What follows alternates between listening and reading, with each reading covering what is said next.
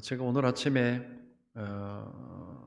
이렇게 식탁에서 그렇게 하나님 앞에 질문을 했습니다. 하나님, 이해가 먼저일까요? 순종이 먼저일까요? 하나님, 순종이 먼저일까요? 이해가 먼저일까요? 라고 질문을 하고 이렇게 결론을 맺었습니다.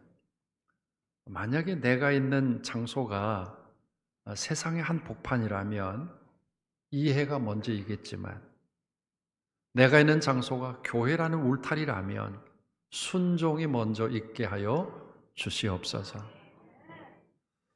우리는 지금 이 한 시간 세상의 논리나 세상의 이념이나 아니면 세상의 어떤 철학을 논하려고 이 자리에 모이지 않았습니다.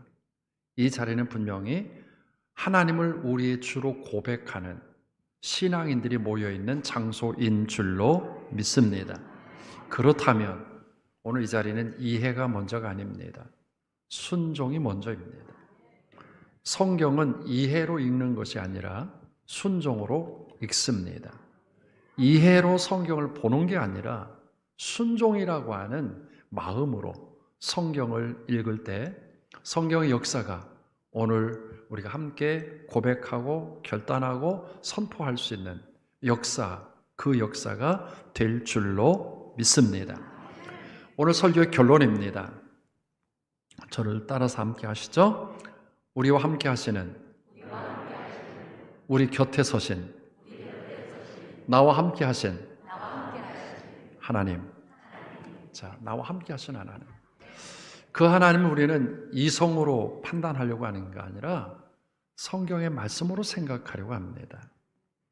우리가 다니엘서를 이제 두세 번 묵상하게 되는데, 바벨론의 느부갓네살 왕이 어느 날 잠을 자다가 꿈을 꿨습니다. 그런데 그 꿈이 얼마나 그 버거운 꿈인지 잠을 깨나는데도 도대체 그 꿈이 생각이 안 나는 거예요. 그래서 다급해서 주술자들과 꿈 해몽가들을 불러 모아 들여가지고, 내가 무슨 꿈을 꿨는지 모른다. 하여튼 무슨 꿈을 꾸긴 꿨는데 너무 버겁다. 그런데 너희들이 내가 꾼 꿈을 알아내고 그리고 그 꿈을 해몽까지 해줘야 된다. 만약에 그렇게 하지 않으면 너희들 죽이겠다. 아니, 세상에 이런 억지가 어디 있습니까? 자기가 꾼 꿈은 그래도 이야기해놓고 해몽을 하라고 그래. 이게 정당한 거지. 무슨 꿈을 꿨는지 알지도 못하고 듣지도 못하는데 꿈꾼 이야기 해라, 해몽해라. 누가 알 수 있겠어요? 그래서 성경을 보면 그 당시 그 느부갓네살 왕 그 이야기 때문에 많은 사람이 죽게 됩니다. 포로로 잡혀갔던 다니엘과 그 친구들도 이 왕의 명령 앞에서는 피해갈 길이 없었어요. 이제 그들도 왕이 꾼 꿈을 이제 이야기해야 되고 해몽을 해야 되는데 뭐 근거가 있어야 되죠. 그런데 놀랍게도 다니엘은 말이에요, 그 사실을 어떻게 해석한가 하면 이해라고 하는 측면에서 해석하려고 하는 게 아니라 순종이라는 측면에서 해석하려고 했다는 거예요. 어디에 순종했을까? 바로 이 순간도 하나님의 역사다라는 거예요. 내가 숨 쉬고 있는 것도 하나님의 역사고, 내가 이 자리에 있는 것도 하나님의 역사고, 내가 어떤 모양을 하고 있든 이것 자체가 하나님의 히스토리라고 이 다니엘은 믿었습니다. 그래서 죽는 것도 하나님의 뜻이고 사는 것도 하나님의 뜻이고, 내가 느부갓네살 왕 꿈꾼 것을 아는 것도 하나님의 뜻이고 해석하는 것도 하나님의 뜻이다. 그래서 왕 앞에 뚜벅뚜벅 걸어가서 왕에게 이야기하는 거예요. 다니엘서 2장 16절 읽어보면요, 시작. 다니엘이 들어가서 왕께 구하기를 시간을 주시면 왕에게 그 해석을 알려드리리이다 하니라. 이게 무슨 보장입니까? 아니 어쩌자고 이렇게 당당하게 다니엘이 왕 앞에 가서 시간 주면 내가 왕 꾼 꿈도 알려주고 해몽도 해주겠습니다. 이게 무슨 대뽀예요? 그런데 이유가 있었어요. 다니엘의 모든 삶 가운데 어쩌면 하나님이 함께 하신다라고 하는 그런 확실한 신앙의 고백이 있었기에 나를 죽게 놔두실 하나님은 아닐 것 같다. 그래서 왕에게 이야기를 하고 나오면서 친구들에게 이야기를 합니다. 우리 하나님께 구하자. 적어도 우리의 삶의 스토리는, 우리의 삶의 역사는 우리가 엮어가는 역사는 아니다. 오늘 이 다니엘이 이야기하는 이 이야기가 저와 여러분의 이야기 되기를 주의 이름으로 축복합니다. 내 인생 내가 만들면 얼마나 버겁겠어요. 그렇잖아요.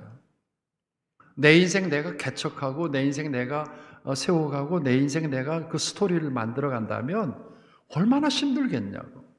그런데 내 인생은 하나님께서 만들어가고 계셔라고 하는 그 하나의 고백으로 선언한다면 그게 얼마나 푸근한지 모릅니다.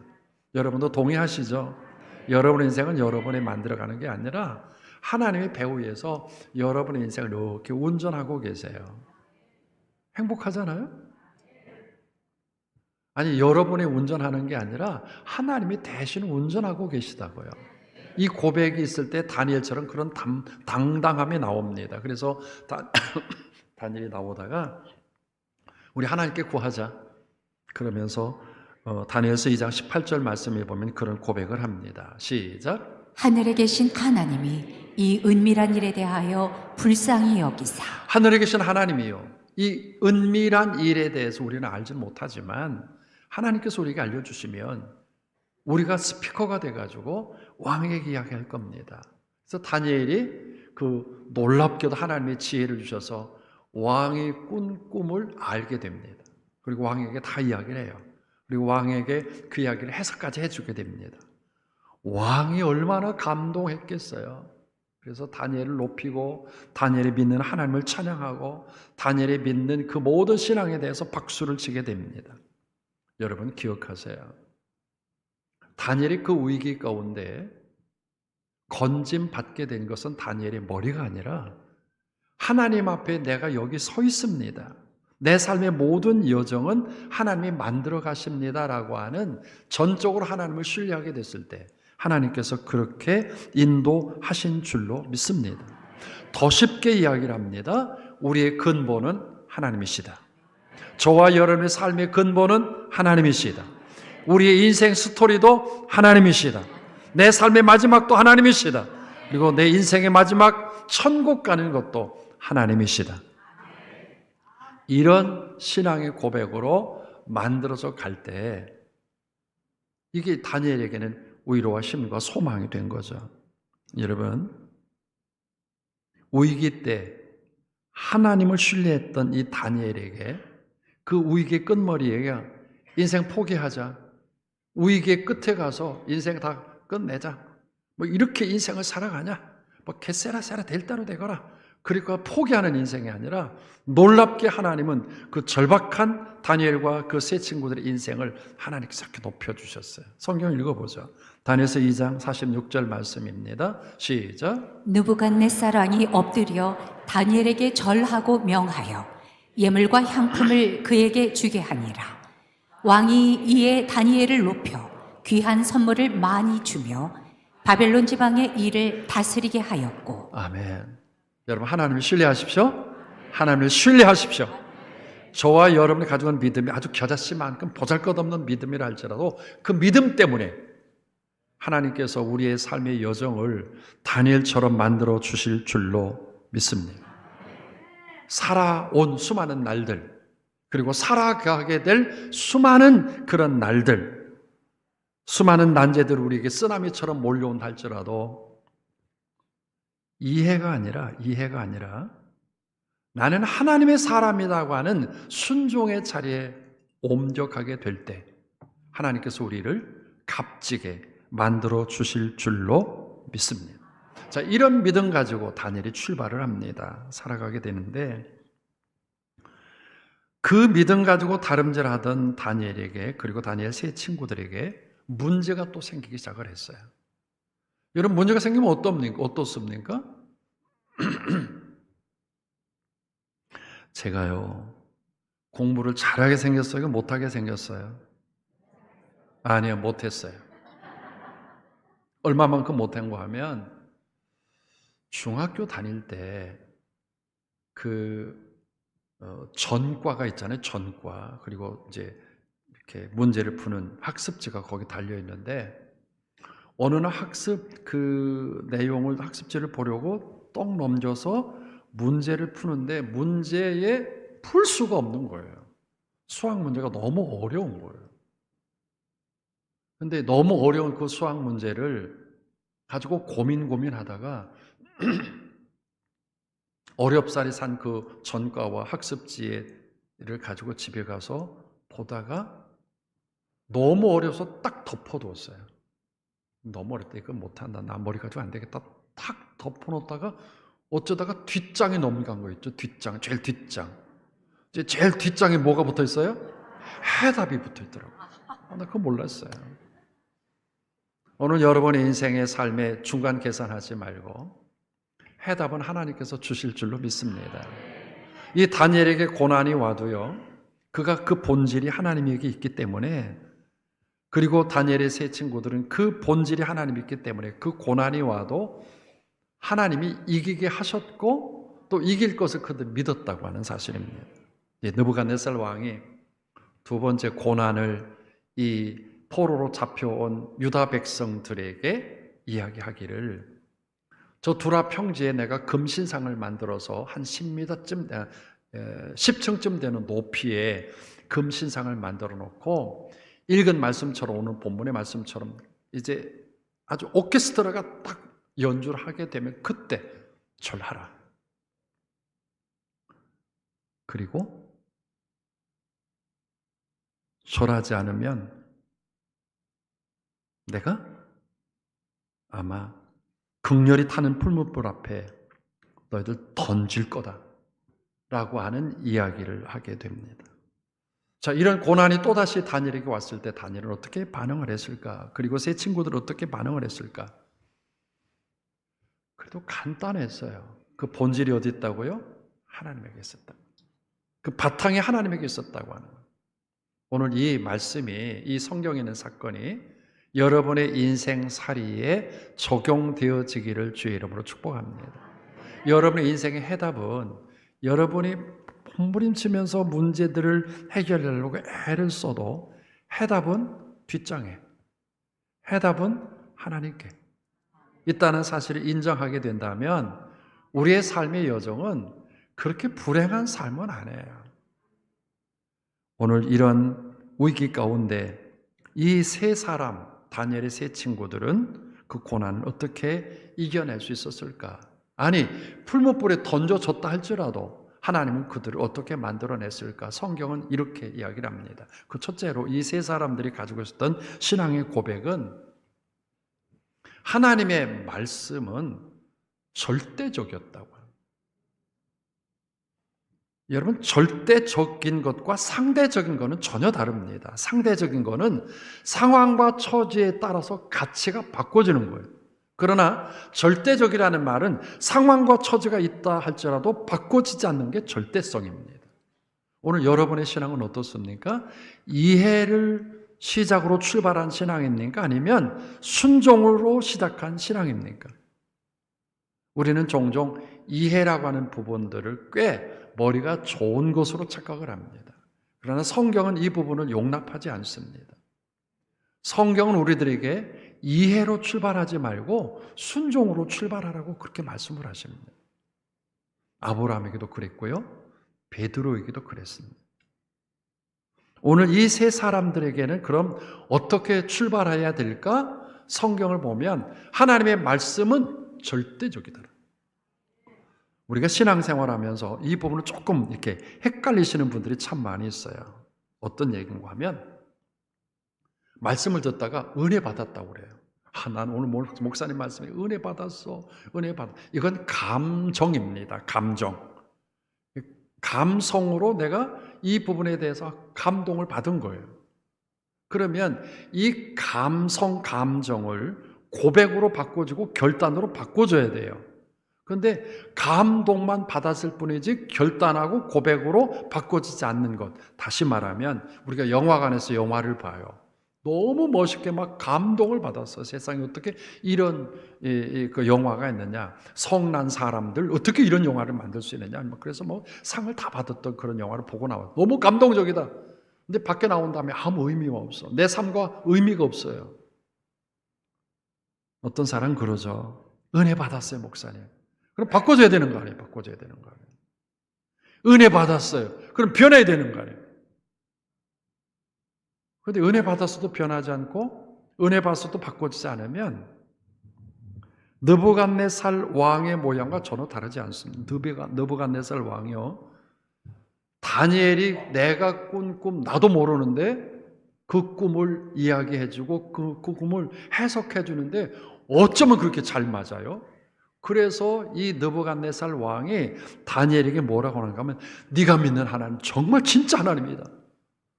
너 신앙은 너무너무 대단하다. 그래서 갖가지 선물과 상품과 그리고 높은 지구까지 줬습니다.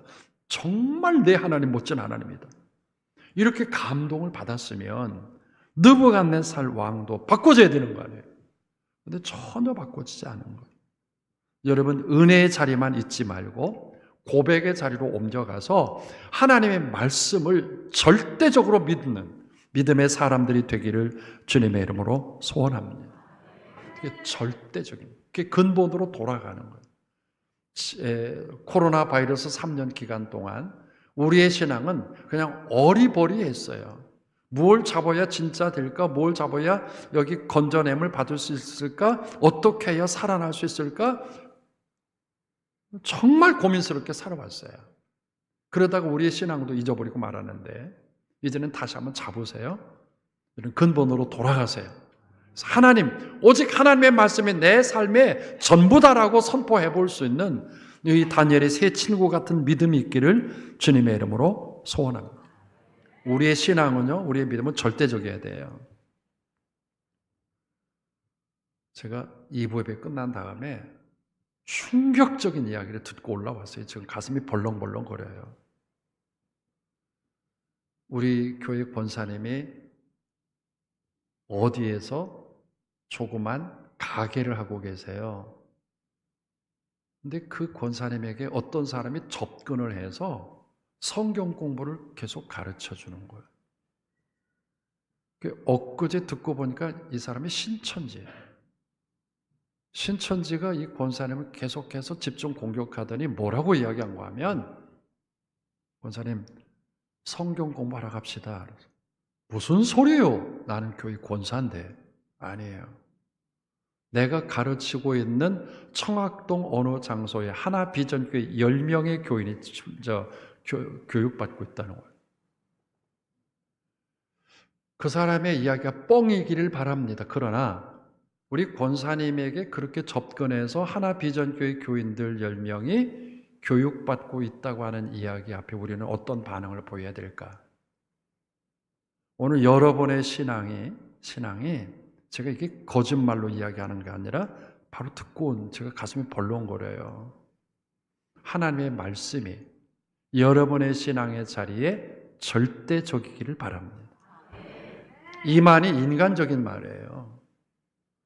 아니 인간적인 말이 어떻게 그렇게 쉽게 넘어갈까? 쉽게 넘어갈 수 있어요.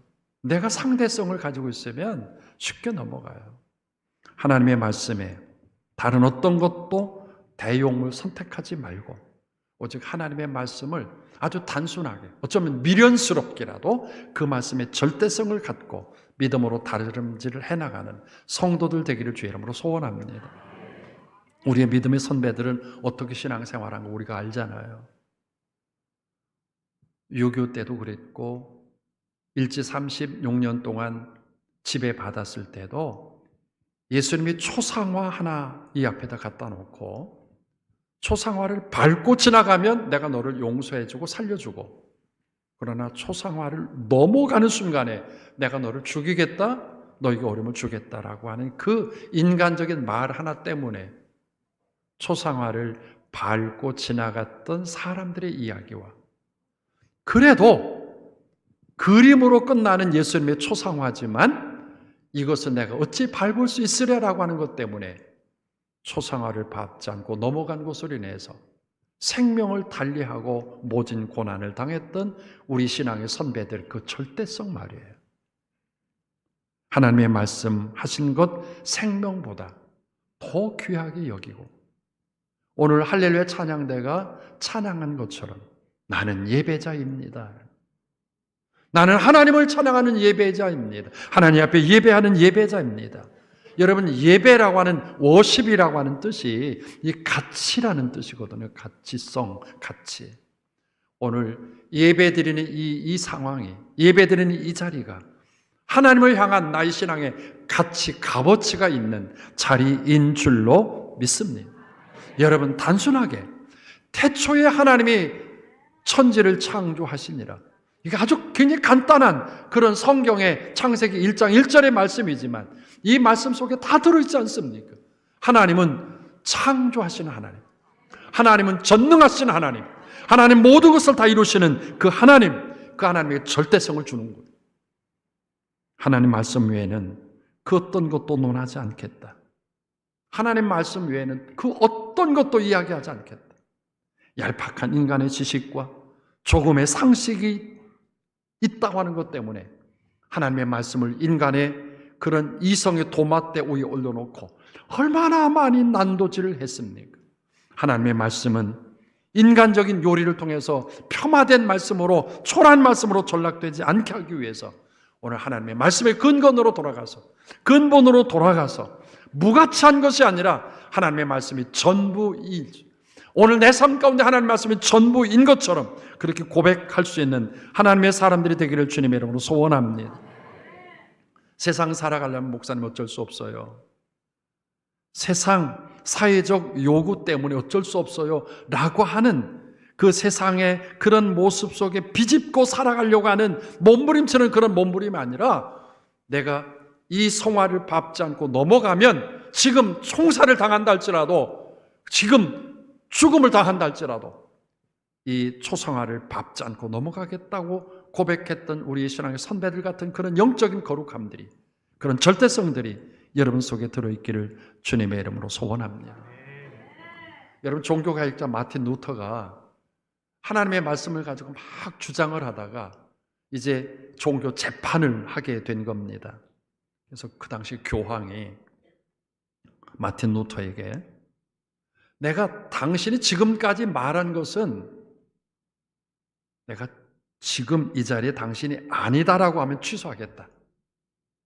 그러나 만약에 지금 이 자리에 말하지 않으면 당신의 그 사제라고 하는 목사라고 하는 직분을 내가 파문하겠다라고 교황이 이야기를 합니다. 그때 다니엘의 세 친구들처럼 하나님의 말씀 외에는 내가 듣지 않겠습니다라고 선언했으면 얼마나 좋겠어요? 근데 그 마틴 루터의 전기를 읽어볼 것 같으면 그가 그런 고백을 해요. 하루만 시간 주십시오. 그러면 하루 있다가 내가 당신에게 이야기하겠습니다. 그 자신이 그만큼 초라했다는 거죠. 느부갓네살 왕은 이 하나님의 말씀에 집중해 있던 이 세 친구들에게 다니엘서 3장 15절 말씀에 이렇게 회유를 합니다. 읽어보죠. 시작. 이제라도 너희가 준비하였다가 나팔과 피리와 수금과 삼현금과 양금과 생황과 및 모든 악기 소리를 들을 때 내가 만든 신상 앞에 엎드려 절하면 좋거니와 너희가 만일 절하지 아니하면 즉시 너희를 맹렬히 타는 풀무불 가운데에 던져 넣을 것이니 능히 너희를 내 손에서 건져낼 신이 누구이겠느냐 하니. 여기 이 말씀은 이제라도 하는 거예요. 이게 이제 왕이 회유하는 거예요. 괜찮아. 지난 날 절하지 않았어도 지금 이 한 시간 악기 소리 듣고 들라간 지금이라도 절해. 그럼 살려줄게. 이거 얼마나 매력적인 표현입니까? 지난 날 모든 거 다 용서해 줄 테니까 지금 이 자리에서 그냥 절해. 그러면 다 모든 거 패스될 거야. 그래도요, 이 세 명의 다니엘의 친구들은 이야기합니다. 아닙니다. 하나님의 말씀에만 집중하겠습니다. 오늘 사랑하는 성도 여러분, 이제 올 1년 우리가 어떻게 살아가야 되는지 알 수는 없지만 수없이 많은 것들이 느부갓네살 왕이 다니엘에게 회유했던 것처럼 괜찮아 지금부터 하면 되지 뭐 지금 할 수 있어 라고 그렇게 회유해도 여전히 하나님의 말씀을 근간으로 선포할 수 있는 우리 성도들 되기를 주님의 이름으로 소원합니다. 두 번째 기억하려고 하는 거예요. 이 세 친구는 느부갓네살 왕의 말보다 하나님의 말씀에 대한 능력을 더 인정했습니다. 다니엘서 3장 15절 말씀을 우리가 읽었지만 이 15절 말씀이 그런 내용이에요. 지금까지는 그렇게 해왔어도 지금 이 시간 저라면 내가 건져내줄 거야. 그러나 지금 이 한 시간 너희들 생각처럼 그렇게 만들어 간다면 내가 극렬히 타는 풀무불에 너희를 던져놓고 말 거야. 던지면 살아날 것 같아? 라고 하는 아주 강력한 명령을 합니다. 죽이겠다는 거예요. 더는 양보하지 않겠다고 하는 거예요. 이 느부갓네살 왕의 명령 앞에서 이 세 친구는 어떤 고백을 했을까? 놀랍게도 이렇게 말합니다. 우리를 극렬히 타는 풀무불 가운데서 하나님이 능히 건져내시겠다. 야, 어떻게 이렇게 신앙이 분명할 수 있을까? 당신이 우리를 극렬히 타는 풀무불에 던져 넣을 때 하나님은 방관하지 않고 하나님은 침묵하지 않고 우리를 그곳에서 건져낼 겁니다. 오늘 신앙의 무기력증에 빠져있는 오늘날 오늘 저와 여러분이 가지고 있는 믿음이 겨자씨만한 믿음이라 할지라도 이 믿음 때문에 하나님은 지금도 여전히 우리를 사랑하시는 줄로 믿습니다. 내가 완벽해서가 아니라 내가 분명해서가 아니라 내가 확실해서가 아니라 이 믿음 가지고 있는 예수 그리스도로 말미암아 구원받는다고 하는 이 믿음 때문에 하나님은 이 작은 겨자씨만한 믿음 있어도 이것 때문에 하나님은 건져내실 줄로 믿습니다. 적어도 내가 믿는 하나님, 우리가 믿는 하나님은 어떤 하나님이십니까? 여호와 라파, 하나님은 치유하시는 하나님이신 줄로 믿습니다. 우리 진영복 권사님 어디 가셨어요? 2부 예배에 참석하셨나요? 지난 주간에도 말씀을 드렸지만 권사님이 오늘 또 교회를 오셨어요. 오늘은 이발을 쫙 하고 그래서 제가 질문했죠. 권사님, 임종 예배 같은 예배를 드리고 왔는데 이렇게 살아서 오면 어떡하냐고. 아니 지난 주간에도 음식을 잘 먹었냐고. 먹었다. 소화는 잘 됐냐고. 소화도 잘 됐다. 그래서 어저께는 이제 다른 성도들하고 같이 점심도 먹고 차도 마시고 다 했다는. 그래서 내가 속으로 권사님 좀 조심하세요. 이거 잘 관리해야지. 여호와 라파, 하나님 우리를 치유하시는 하나님이신 줄로 믿습니다. 여호와 니시, 하나님께서 승리의 깃발을 올리실 하나님인 줄로 믿습니다. 우리의 삶의 자리자리마다 수없이 많은 문제들이 있어도 내 작은 믿음 때문에 나를 승리하게 하신 하나님, 여호와 이레, 하나님 준비하신 하나님. 순종으로 나아갔을 때 아브라함에게 양 한 마리를 준비해서 하나님 앞에 제사를 드리게 하셨던 준비하게 하신 하나님, 여호와 샬롬. 인간적으로 만드는 그런 평화가 아니라 하나님이 주시는 평화로 이 땅의 평화가 만들어지게 될 줄로 믿습니다. 우리는 그런 하나님을 믿습니다. 다니엘의 세 친구들의 고백은 분명합니다. 당신이 맹렬히 타는 풀무불 가운데 우리를 던져 넣는다 할지라도 우리가 믿는 하나님은, 내가 믿는 하나님은 그 자리에서 건져낼 겁니다. 그 풀무불 가운데서 건져내는 것만이 아니라 당신의 손에서도 우리를 건져낼 겁니다. 이만한 위대한 믿음이 그들에게 있었다고 하는 거예요. 오늘 사랑하는 성도 여러분, 여러분이 과학을 믿는 과학 신봉자입니까? 아니면 하나님을 믿는 믿음의 사람입니까? 이사야서 43장에 보면 43장 2절 말씀에 우리들에게 이런 고백을 하죠. 함께 읽어봅니다. 시작. 내가 물 가운데로 지날 때에 내가 너와 함께 할 것이라.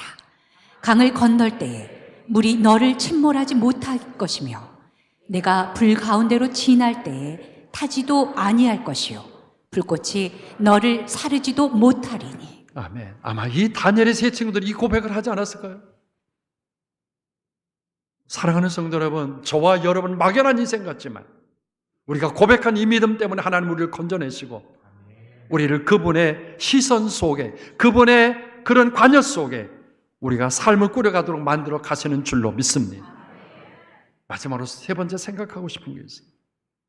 이 세 친구들을 향한 하나님의 계획은 혹 그들의 생각처럼 하나님의 뜻이 이루어지지 아니한다 할지라도 그들은 하나님의 뜻에 대한 신앙이 분명했습니다.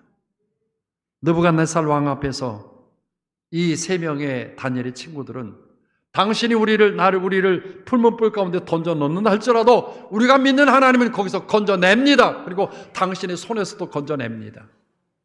그런데 혹 하나님이 건져내시지 아니한다 할지라도 금신상에는 절하지 않습니다. 우리를 혹 그냥 죽게 만든다 할지라도 우리는 금신상, 하나님께서 우리에게 요청하신 우상에게 절하지 말라라고 하는 그 하나님의 명령 때문에 당신의 신에게는 금신상에 절하지 않습니다. 성경 읽어보죠. 다니엘서 3장 18절 말씀을 시작. 그렇게 하지 아니할지라도 왕이여 우리가 왕의 신들을 섬기지도 아니하고 왕이 세우신 금신상에게 절하지도 아니할 줄을 아옵소서. 너무 아름다운 신앙 같아요. 오늘 사랑하는 성도 여러분, 성경에 있었던 이 사건, 이 스토리가 저와 여러분의 신앙의 생활하는데 적용되는 말씀이기를 주의 이름으로 축복합니다. 이들의 이 신앙처럼 말이에요. 그리 아니하실지라도 혹 내 생각과 내 소원과 내 소망대로 이루어지지 아니한다 할지라도 하나님 바라보는 신앙의 시선은 죽지 않을 겁니다 라고 합니다. 우리는 얼마나 밴댕이 속달처럼 그저 작은 내 욕심대로 이루어지지 않으면 얼마나 많이 바꿔줬어요.